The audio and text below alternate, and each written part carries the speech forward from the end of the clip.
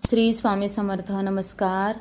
तुमच्या सर्वांचे माझ्या यूट्यूब चॅनलमध्ये खूप खूप स्वागत. तुमच्या सर्वांच्या इच्छा मनोकामना पूर्ण होत हीच स्वामी महाराजांच्या चरणी प्रार्थना करते आणि आजच्या आपल्या एका नवीन व्हिडिओला सुरुवात करते. आजच्या व्हिडिओमध्ये आपण पाहणार आहोत तर ते म्हणजे बघा मकर संक्रांती 2026. या दिवशी आपल्याला चुकून सुद्धा या 4 वस्तू जी आहेत समजा त्या घालायच्या नाहीत.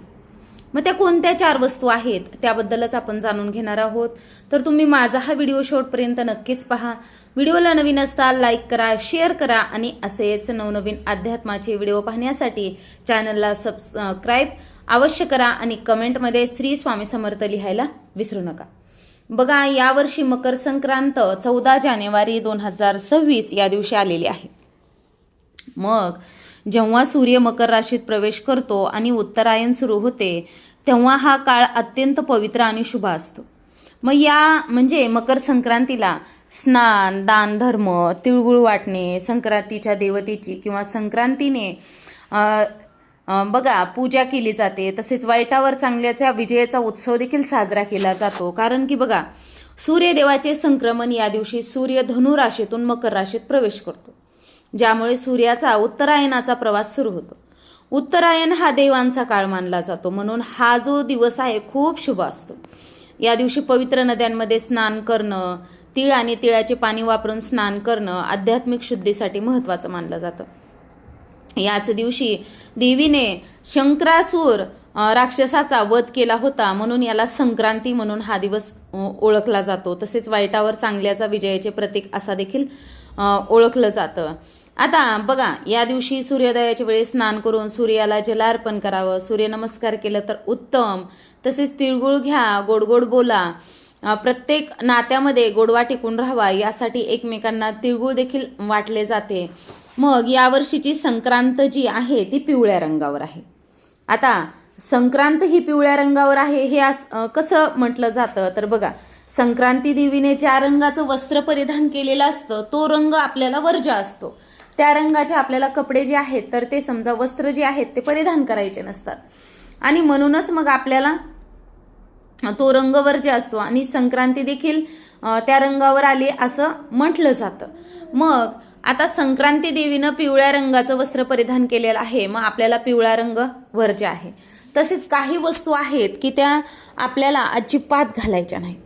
बघा आता संक्रांत म्हणलं की आता आपल्याला सवय असते. आता सध्या बघा फॅशनचा जमाना आहे खूप, म्हणजे सोन्याच्या दागिन्यापेक्षा मॅचिंग दागिने, वेगवेगळे हार हे घालायची खूप सध्या आता फॅशनच आहे. बघा दागिन्यांपासून देखील मॅचिंग केलं जातं. साड्यामध्ये आता ऑर्गेन्झा साडी आली की त्याला लगेच खड्याचे दागिने घातले जातात. मग असा प्रकार सध्या खूप चालू आहे. हौस आहे, हौशेला महत्त्व आहे. बघा पैशाला महत्त्व नाही म्हणतात ना, ते खरं आहे. सध्या खूप हौशी म्हणजे हे कलियुग आहे आणि खूप हौशी आहे. मग आता बघा आपल्याला मग आता तुम्ही साडी देखील कोणाचीही घालू नका. असं करू नका की बाबा तिची साडी समजा बहीण असो, जाऊबाई असो, अगदी भाऊजाई असो, आई असो, मग संक्रांतीच्या दिवशी आपल्याला कोणाचीच साडी घालायची नाही. अगदी तुम्हाला कितीही आवडलेली असू द्या, आपली देखील साडी कोणाला घालायला द्यायची नाही आणि आपण देखील कोणाचे वस्त्र आपल्याला देखील घालायचे नाहीत. मग त्यातली त्यात पिवळ्या रंगाचं तर वस्त्र अजिबातच आपल्याला या दिवशी नेसायचं नाही. मग बांगड्या असतात बघा, आता मॅचिंग आपण कधी कधी समजा जॉईंट फॅमिलीमध्ये असतो तर आपण काय विचार करतो कशाला एवढा खर्च करायचा, आपण सणापुरत्या तर घालायच्यात घालूत एकमेकांच्या, पण असं करू नका. अगदी बघा तुम्ही पिवळ्या तर बांगड्या घालूच नका आणि बांगड्या जर तुम्ही कासराकडून भरणार असताल तर उत्तम, काचेच्या बांगड्या भराच, पण 2 तरी हातामध्ये काचेच्या बांगड्या घालण्याचा प्रयत्न करा. तुम्ही सोन्याच्या कितीही बांगड्या घाला त्याला काही महत्त्व नाही, पण काचेच्या 2 तरी बांगड्या असावा. मग त्यामध्ये तुम्ही लाल, हिरव्या अशा काचेच्या बांगड्या नक्कीच घालू शकतात. आता बांगड्या घालत असताना अगदी बघा तुम्ही समजा खूप नाही पण 6 जरी बांगड्या एका हातामध्ये घातल्या तर दुसऱ्या हातामध्ये 5च घाला किंवा मग 7 घाला.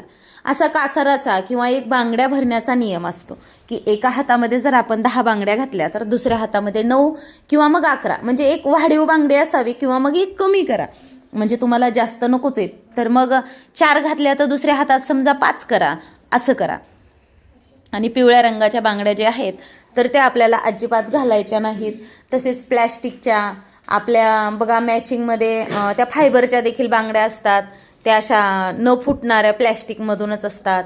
तसेच आपल्या ह्या सोन्यासारख्या दिसणाऱ्या बांगड्या ज्या असतात त्या देखील समजा आपण काय त्या देखील बांगड्या घालू नका बघा. तर बघा शक्यतो काचाच्या बांगड्या घालण्याचा प्रयत्न करा. मग तुम्ही दुसऱ्या कोणत्याही घाला, पण त्याला सोबती काचेच्या बांगड्याची जोड नक्कीच द्या. त्यानंतर बघा आता आपल्याला संक्रांती देवीनं जाईचं फूल जे आहे ते वासाकरिता घेतलेलं आहे. मग आपल्याला आता संक्रांतीला आपण हारतोर लावतोच. मग आपल्याला बघा हार जाईच्या फुलाचा अजिबात लावायचा नाही. मग तुम्ही दुसरं कोणतंही फूल तुमच्या वेणीमध्ये माळू शकतात, पण आपल्याला हे जे फूल आहे ते अजिबात आपल्याला वापरायचंच नाही. या फुलाचा गजरा जो आहे तो अजिबात लावायचाच नाही. बघा हे फूल, तसेच प्लॅस्टिकच्या बांगड्या, वस्त्रामध्ये पिवळ्या कलरचे वस्त्र, पिवळ्या कलरच्या बांगड्या कोणालाच द्यायची बी नाही, कोणाचं घालायचं बी नाही. आणि आता पिवळा रंग म्हटल्यावर तुम्ही म्हणताल हळद, पण आपला हळदी कुंकू हा सौभाग्याचा सण आहे आणि हळद ही वापरायला चालते. तर अशा प्रकारे बघा आजच्या व्हिडिओमध्ये आपण ही माहिती जाणून घेतलेली आहे. तर तुम्हाला माझा हा व्हिडिओ आवडला असेल, नक्कीच तुम्ही व्हिडिओला एक लाईक करा, शेअर करा आणि असेच नवनवीन अध्यात्माचे व्हिडिओ पाहण्यासाठी चॅनलला सबस्क्राईब अवश्य करा आणि कमेंटमध्ये श्री स्वामी समर्थ लिहायला विसरू नका. झालेली सेवा स्वामी महाराजांच्या चरणी अर्पण करते आणि माझा हा व्हिडिओ इथेच थांबवते. श्री स्वामी समर्थ. जय जय स्वामी समर्थ. धन्यवाद.